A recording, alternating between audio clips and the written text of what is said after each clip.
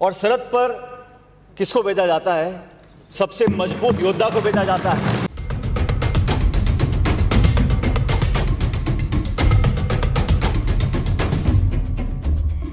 नमस्कार, राजनीतिक खबरों के सबसे दिलचस्प ठिकाने में मैं रूपेश मिश्रा आप सभी का स्वागत करता हूं।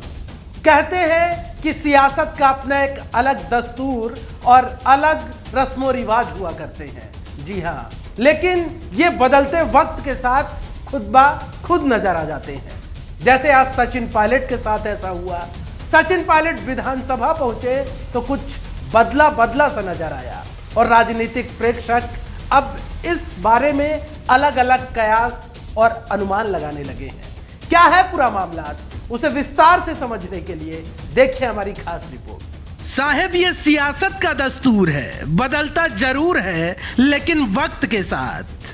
दरअसल सूबे के पूर्व मुख्यमंत्री सचिन पायलट जब आज विधानसभा पहुंचे तो कुछ बदला सा नजारा नजर आया।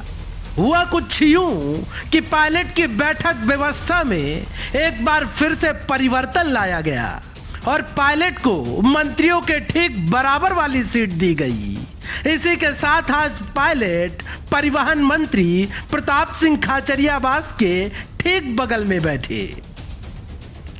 गौरतलब है कि जब रणबांकुरों के सियासी रण में पायलट बनाम गहलोत की जंग चली थी, उसके बाद जब गहलोत सरकार ने बहुमत साबित करने के लिए सत्र बुलाया था, तब पायलट की बैठक व्यवस्था में भी बड़ी तब्दीलियां ला दी गई थी और पायलट को सबसे पीछे बैठाया गया था। खैर, तब भी खूब सुर्खियां बनी थी कि क्या पायलट को जानबूझकर पीछे बैठाया गया। तब पायलट ने सदन में ही कहा था कि मैं सबसे मजबूत योद्धा हूं, इसलिए मुझे सरहद पर बैठाया गया है। पहले जब मैं वहां बैठता था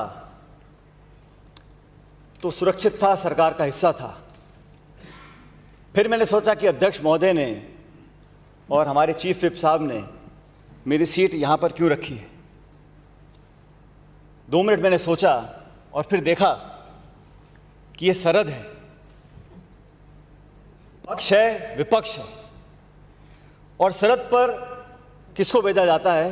सबसे मजबूत योद्धा को भेजा जाता है। कुल मिलाकर बदलते वक्त के साथ अब पायलट का सियासी वैभव भी लौटने लगा है।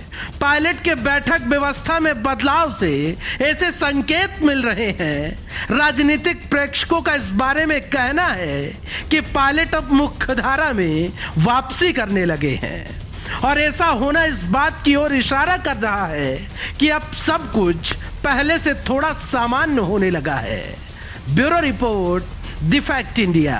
तो देखिए आपने हमारी खास रिपोर्ट कि कैसे सचिन पायलट बनाम अशोक गहलोत की जब सूबे में जंग चली, उसके बाद सचिन पायलट को सदन के अंदर सबसे पीछे बैठा दिया गया, निर्दलीय विधायकों के भी पीछे। लेकिन वक्त बदला, चीजें सही हुई और आखिरकार पायलट का सियासी वैभव लौटा और पायलट को अब मंत्रियों के बगल में जगह दी गई। जाहिर तौर पर तब भी मामला सुर्खियों में था और अब भी मामला सुर्खियों में है। बहरहाल देखना और यह दिलचस्प होगा कि राजनीतिक प्रेक्षक इस पर आगे क्या आकलन लगाते हैं। नमस्कार।